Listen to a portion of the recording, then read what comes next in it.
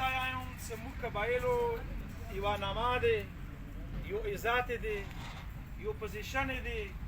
یو تاریخ پروت دی. که هر څنګه سخت وخت په پاکستان راغلی دی، اول قرباني دغو قبایلو کې. که طالبان وخت راغلی دی، که د افغانستان د روسیانو انقلاب راغلی دی، که بیا د امریکې ظلم راغلی دی، که بیا د ډرون حملې راغلي دي، که بیا په دې وطنو کې دماکې شوي دي په ټولو قبایلو کې، نو د دې مقابله دغو ځوانانو کړې ده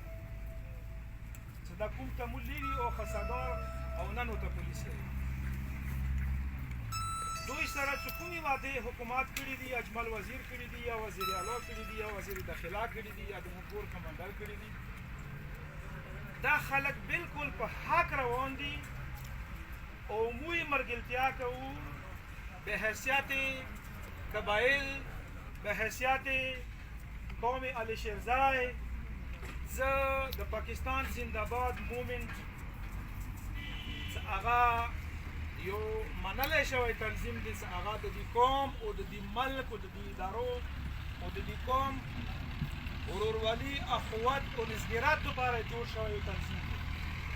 به حیثیت هغه د دغو ځوانانو حمایت کوم، خو زباني نه، عملي کوم. نن داسې ولاړ یو که سبا سړک ته ضرورت شو، که سبا کچارو ته ضرورت شو، که سبا جلوس ته ضرورت شو، او که سبا پېښور او پنډي او ډي چوک ته ضرورت شو، موږ تاسو سره حاضر یو. ځکه چې تاسو کومې قرباني کړي دي، هغو قربانیو ته خو مو نشو رسېدلی. اوس په دې وخت کې کومې قربانیانې تاسو کوو، هغه ته مو نشو رسېدلی. خو خدای ته دا سوال کوو چې خدای د تاسو ته توفیق او طاقت ډېر کړي، استقامت ته خدای تاسو نصیب کړي، تاسو ته خدای اتفاق او اتحاد نصیب کړي. انشاءالله د الله په رحم باندې به موږ کوشش دا وي د قوم په حیثیت، د مشر په حیثیت باندې چې کوم خلک نه دي راغلي، هغه به دلته راځي او دا احتجاج به کوي. احتجاج د مو حق دی، مونږ نه ډاس کوو، نه جګړه کوو، نه چوکماري کې نسو، حق غواړو. یو بچی چې کله وږی شي هغه ژاړي او مور نه شیدې غواړي. موږ د دغه قوم بچي یو، که دا عوام دی، که دا قوم دی، که دا پولیس دی، دا د دغه حکومت او د دغه حکومت د پاکستان بچي دي. پکار دا دی چې موږ باندې رحم وکړي وزیر اعلی او ګورنر او غټ وزیران او وزیر اعظم او آرمي چیف، دغو ټولو ته د موږ دا درخواست دی چې ته په خپلو بچیانو باندې ظلم مه کوه. ځکه چې د تا پولیس نه، د زړو زیلو پولیس چې کوم دی، هغو نه د دغه پولیس، د دغې لیوي، د دغې خسادار قربانیانې زیاتې دي. شهیدان د دغو شوي دي، زخمیان د دغو شوي دي، کورونه د دغو ړنګ شوي دي، اپریشنې په دغو کې وشوې. طالبانو دا ووالو، روسیانو دا ووالو، امریکایانو دا ووالو، نن ته یې ورباندې پاڅه وایې. تا نه چی غواړي؟ تا نه څه زیاتی نه غواړي؟ تا ته دا یایي چې د دوه سټرونه ټول ورته لګولي دي، ما یې نه خوځوه. ځکه چې دا یې مو حق دی. که ته یایي چې تعلیم نه نشته، نو تعلیم خو تا نه دی راکړی. چې په لیشرزي کې یو های سکول نشته، که تا ما ته تعلیم راکړی خو ما بي او ایم یې کړي وای که نه، خو تا تعلیم نه دی راکړی. ته د ما د تعلیم بندوبست وکړه، دا دوه څلور کاله به زه نوکري وکړم، د ما بچی به غوږ شي، تعلیم به وکړي، بیا به د ما بچی رسېدلی. نو موږ د حکومت نه دا ګیله دی. خو تاسو ته دا یو مشوره درکوم، که نصیحت یې واورو چې تاسو خپله وسیله ونه بېلو. انشاءالله د خدای په رحم باندې حکومت هغه ټینګې نه دی. ځکه چې یوه زر نه جلسه ورته په ګوجرانواله کې وشوه، بېګا ورته په کراچي کې شوي دي. په کراچي جلسې کې دغه ځای ذکر شوی دی، دغه پارټي ذکر شوی دی، دغه لیوي خسادارو ذکر شوی دی چې دغو خلکو سره دا ظلم شروع دی او په احتجاج لګیا دی. دا هغو دپاره د مرګ خبره دی. پکار دا دی چې دا مسله هغو ډېر زر حل کړي. د پي او صاحب مطالبه دی زموږ چې ته بدل شه، لرې شه دې ځای. دا دومره غوټه خبره نه دی. ویلې انا مسله ده ونه جوړه کړې،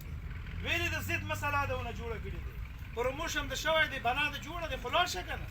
بل ډي پي او به راشي که بل ډي پي او موږ سره ښه وو هغه د موږ قبول دی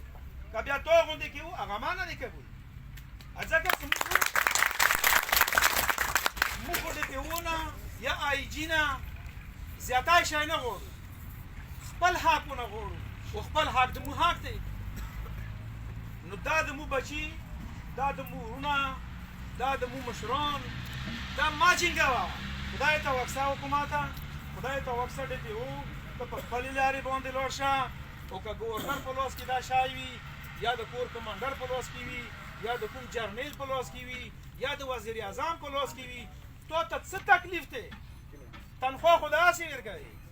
اخر تکلیف دې ته څه دی څه دې باندې ته بهر نه خلک مسلط کړي هغو خلکو کې دغونه غیرات زیات دی یا هغو نوي افسرانو کې دغونه منډه زیاته دی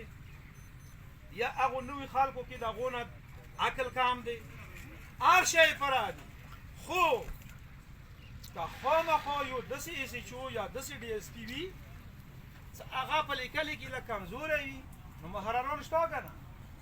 یو راپورټ لیکل دی هغه ورته لیکي که نه دا شی چې کوم تا ویر کړی دی دا نه د مو د سپایي ته چې کومه نوکري تا ویر کړي دی دا نوکري د دغه قوم حق دی دا خسدار چې نن مو ته خسدار یا یو د انګریز په زمانې کې دا حصهدار و دا به مشر ته ورکولو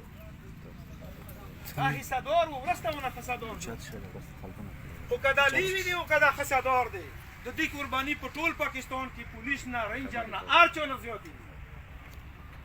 نو نن مو دا د قوم په حیثیت باندې حکومت ته دا سوال کوو زما مو په تکلیف کوه ما ځان په تکلیف کوه د تللې ولا نه یو که تو پورې دا خلک واسې وي خو ښه په ښه څه نه وي انشاءالله چې دا تېر کریم خبره وره 10,000 کوره دي چې یو پلیټ ترکاري راوشي یا د 10,000 کسانو کې په لوږې باندې نه رانه مخ خرابوي انشاءالله چې نه رانه په بسترې باندې خرابوي تاسو موږ سره دلته تکلیف تېر کړو چې کوم خلک نه دي راغلي هغو باندې به موږ کوشش کوو چې هغه راشي او که بیا رانغلو هغو ته به بیا داسې خدای پاک سزا ورکړي چې بیا به هغه منځ نه وځي هغه بیا خیرات نه وتلي وي صدقې نه بیا وتلي وي هغه خلک چې څوک رانغلو ځکه چې هغه یو کس دی یا دوه یا پنځه دي دا قوم دی خو دا یو قوم نه دی دا اووه قومونه دي اووه قومونه اپریدای دی وزیر دی مروت دی دور دی مشرزای دی مسوزای دی ورکزای دی مومند دی بجاور دی دا قومونه دي ایدي قومونو مخه هیڅوک نشي نیولی زړونه ټینګ کړو خدای د تاسو مرګلی دی دا قوم د تاسو مرګلی دی او مو انشاءالله د تاسو مرګلي یو واخر دعوانا الحمدلله